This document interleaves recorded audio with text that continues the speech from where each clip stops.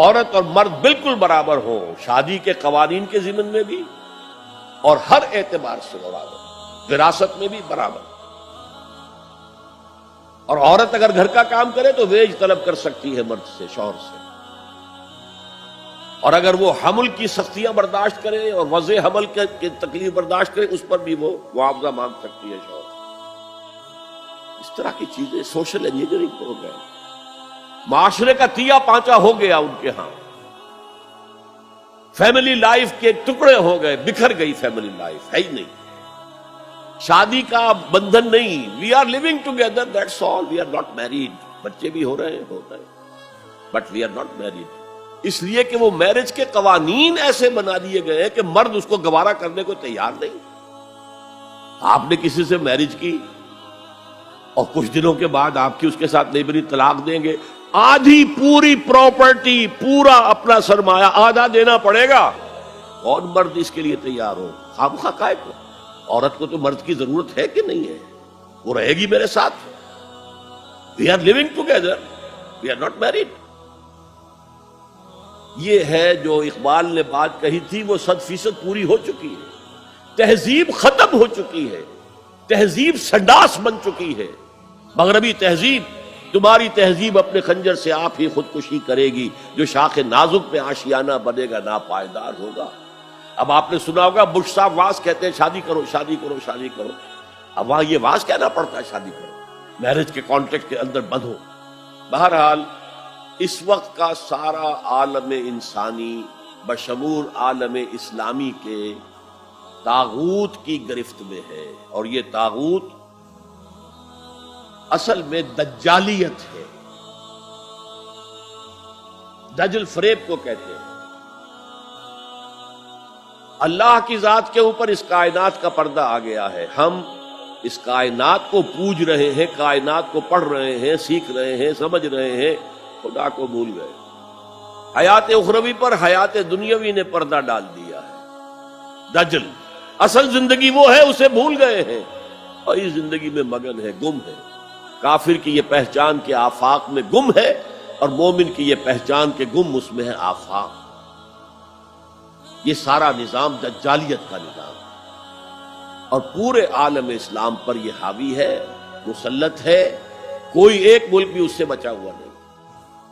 اس پس منظر میں دیکھیے، اسلام ایک اصولی انقلابی دعوت ہے. بدلو اس نظام کو، بدلو اس نظام کو. یہ جتنا کام مشکل پاکستان میں اتنا ہی یہاں ہے. کیا فرق ہے؟ 57 سال ہو گئے ہمیں. جو ملک لیا تھا اسلام اسلام اسلام اسلام کی رٹ لگا کر، وہ کہاں اسلام لایا؟ مسجدیں عالی شان بنا دی ہیں، ٹھیک ہے، لیکن اس کے علاوہ کیا؟ کہاں اسلام؟ کہاں اسلام کا سیاسی نظام؟ کہاں اسلام کا معاشی نظام؟ کہاں اسلام کا معاشرتی نظام؟ مخلوط معاشرہ ہے.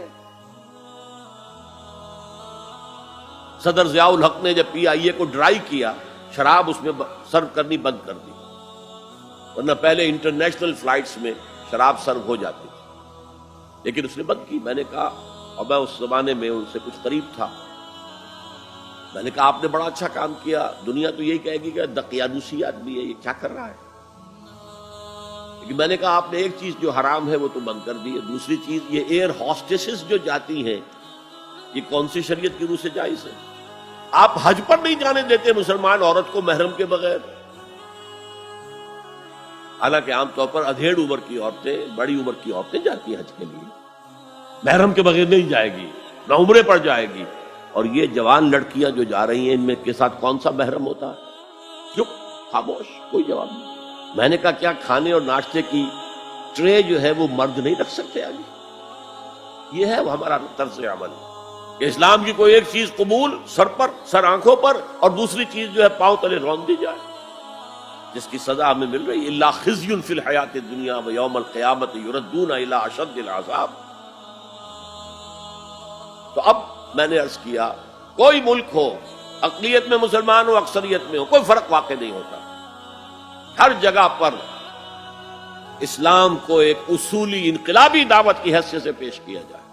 نمبر 3، اکثریت اقلیت کا مسئلہ تو اس سے حل ہوتا ہے کہ ہمارے لیے اسوہ کامل ہے محمد رسول اللہ کی ذات مبارکہ. وہ تو اکیلے تھے جب انہوں نے کام شروع کیا تھا. آپ کی اہلیہ حضرت خدیجہ رضی اللہ تعالیٰ عنہ، آپ کے دوست پرانے ابو بکر رضی اللہ تعالیٰ عنہ، آپ کے چچا بھائی جو آپ ہی کے زیر تربیت تھے وہی رہ رہے تھے، کیونکہ ان کے والد ابو طالب بہت غریب تھے، لہذا حضور نے انہیں اپنے پاس رکھا ہوا تھا، ان کے اوپر سے بوجھ کم کر دیا. يا رب فاجمعني بكل الصحب والأحباب واكتب لنا أن ندخل الجنات بالريان.